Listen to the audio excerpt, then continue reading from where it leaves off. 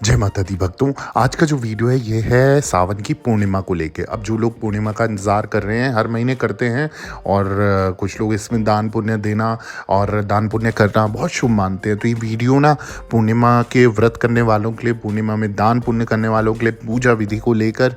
और सबसे ख़ास बात क्या है, सावन पूर्णिमा 2023 यानी कि सावन में आने वाली हैं 2 पूर्णिमा। जी हाँ, 2 पूर्णिमा आने वाली है और जाने कैसे करेंगे पूजा और क्या होंगे उपाय।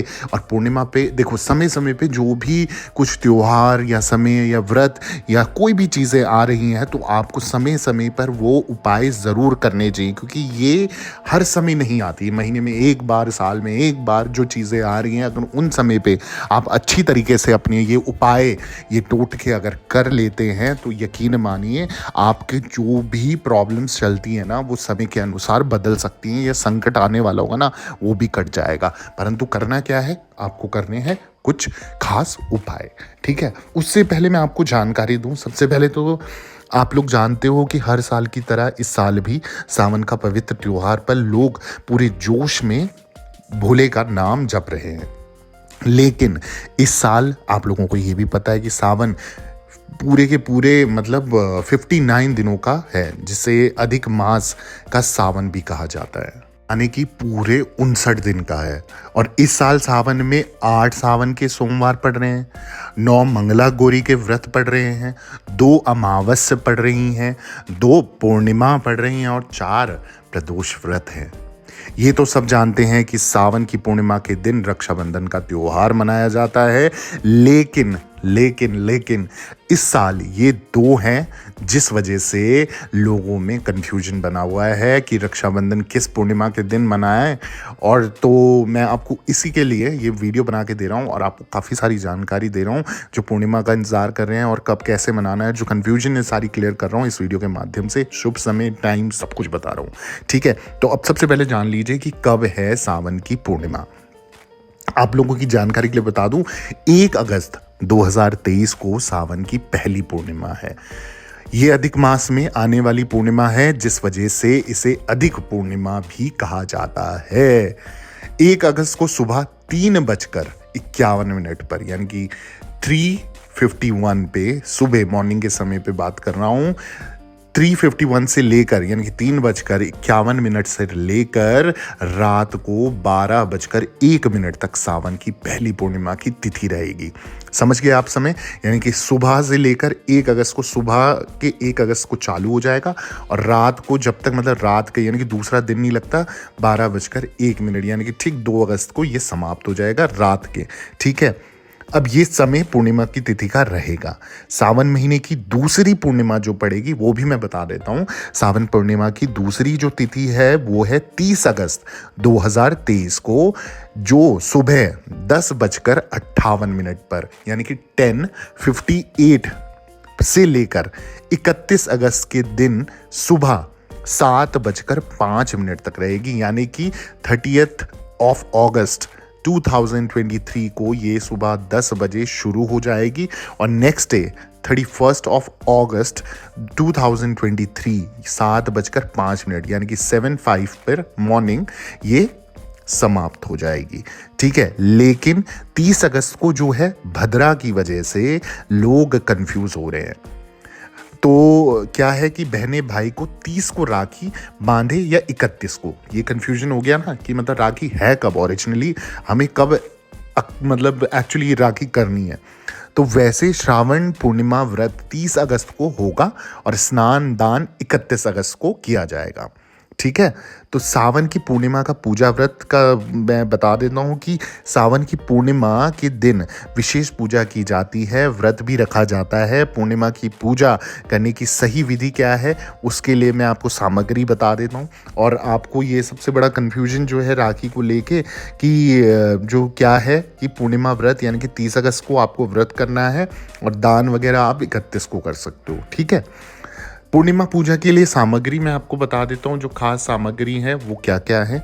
शिवलिंग, गंगा जल या पवित्र जल रखना है, धूप रखनी है, दीपक रखना है, घी या तेल का दोनों में से किसी एक चीज़ का दीपक जला सकते हो, बेलपत्र, फूल, और जो है दूसरा क्या है, धातु चढ़ाना है। आप धातु के लिए कोई भी सामग्री या सोना या चांदी अपने सामर्थ्य अनुसार आप कर सकते हैं।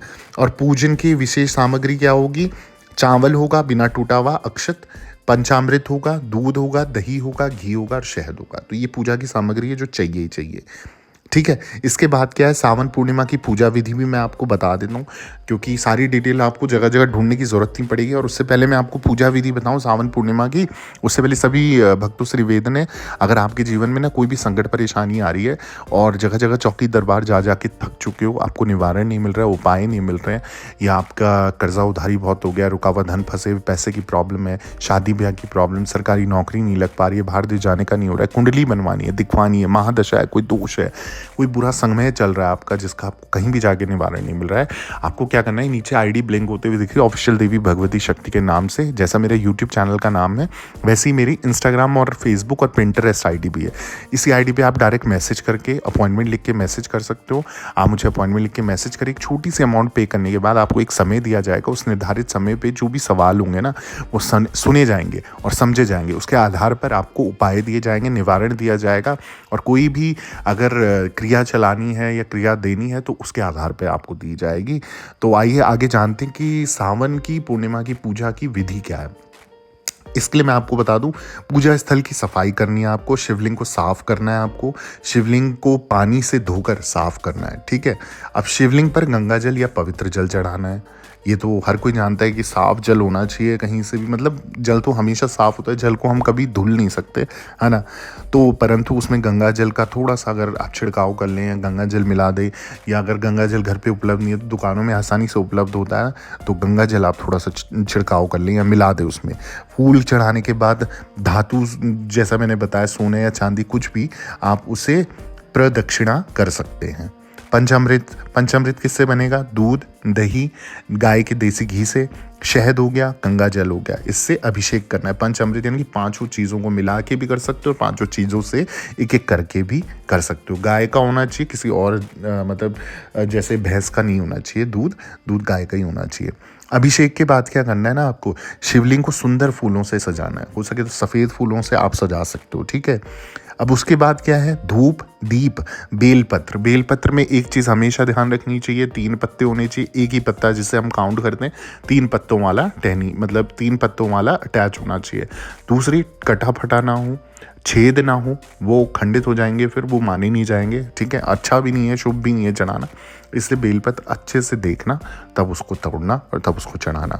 फिर आपने बेलपत्र चढ़ाने के बाद फूल हो गए आपके, धातु को शिवलिंग के चारों ओर घुमाना है आपको। ठीक है, उसके बाद क्या करना है, शिव जी का मंत्र आप कोई भी ले सकते हो, जैसे ओम नमः शिवाय, ओम नमः शिवाय, ओम नमः शिवाय। इसका जितना आराम से हो सके जाप करिए और शिव जी की आराधना कीजिए, ध्यान कीजिए उनका। ठीक है, और जल को ना जब अर्पण करेंगे ना, बहुत स्लोली बहुत हल्के हल्के करना है, ऐसे नहीं बड़ बड़ नहीं डालना, आप आराम से डालना है। ठीक है, तो इससे क्या होगा ना, आपके मन को भी शांति मिलेगी, आसपास के वातावरण में भी नेगेटिविटी ख़त्म हो जाएगी, घर में भी नेगेटिविटी ख़त्म हो जाएगी, और जितना हो सकेगा इस दिन पे ओम नमः शिवाय, ओम नमः शिवाय, ओम नमः शिवाय बिल्कुल इतने प्यार से उच्चारण करना है जैसे भोलेनाथ, आपके भोले बाबा आपके सामने समक्ष बैठे हैं और आप उनको देख रहे हो, और बस आपको बस मन कर रहा है कि बस बोलते जाऊं, देखते जाऊं, बोलते जाऊं, देखते जाऊं, ऐसा करना है आपको। अब इसके बाद क्या करनी है, जब ये सब कुछ हो जाएगा, आपने आराधना भी कर ली, उसके बाद खड़े होकर, आरती हमेशा खड़े होकर करी जाती है, आपको आरती करनी है। अब आरती में आपको जो आरती आपको गानी है, घंटी आप बजा सकते हो और फूल चढ़ाने हैं आपको। ठीक है, और उसके बाद क्या करना है, पूर्णिमा के दिन अखंड दिया जगाना चाहिए, मतलब ऐसा माना गया, हर किसी के लिए नहीं है ये, आप लोग जैसे पूर्णिमा करते आए वो भी अच्छी बात है। अगर आप थोड़ा सा नया स्टार्टिंग कर रहे हो या बदलाव करना चाहते हो, परंतु ध्यान रखिए कि आगे भी आपको वैसा ही करना है। तो पूर्णिमा के दिन अखंड दिया जलाना चाहिए, सुबह से शाम जलता रहना चाहिए, भगवान शिव की कृपा के लिए प्रार्थना करनी चाहिए, और सावन की पूर्णिमा को उपवास रखने से आपकी हर मनोकामना मनोकामना पूर्ण होती है। तो महीने में जो ये व्रत आते हैं ना पूर्णिमा, या ये जो सावन की पूर्णिमा आ रही है, इसमें आप ज़रूर व्रत करना, आपको अत्यंत फल मिलेगा, अत्यंत फलदायी होगा, आपकी मनोकामना पूर्ण होगी। और बाकी जो उपाय है वो भी मैं आपको बता देता हूँ। उपाय क्या है? सावन पूर्णिमा के जो उपाय है, शिवजी जी का ध्यान। सावन की पूर्णिमा को भगवान शिव का ध्यान भक्ति करने से व्यक्ति को धन, सुख, समृद्धि, आनंद की प्राप्ति होती है। और शिव जी का मंत्र ओम नमः शिवाय का जाप भी इस विशेष महत्वपूर्ण होता है। ठीक है। अब सावन की पूर्णिमा को व्रत उपवास करने से व्यक्ति के पुण्य बढ़ते हैं और समस्याओं का समाधान होता है। जीवन में अगर कोई समस्या चल रही है, किसी भी प्रकार की समस्या चल रही है ना, तो ये समय बहुत अच्छा है एक उपवास रखने का, और अत्यंत फलदायी होता है ये। सावन की पूर्णिमा के दिन भगवान शिव की पूजा करने के बाद गंगा जल से स्नान करने से पुण्य की प्राप्ति होती है और अनेक दोषों का नाश भी हो जाता है, आपके ग्रह भी ठीक हो जाते हैं। सावन की पूर्णिमा के दिन दान करने से, गरीबों और ज़रूरतमंद लोगों की सेवा करने से, धार्मिक नैतिक कार्यों में लगन दिखाने से व्यक्ति को धन और सुख और समृद्धि की प्राप्ति होती है।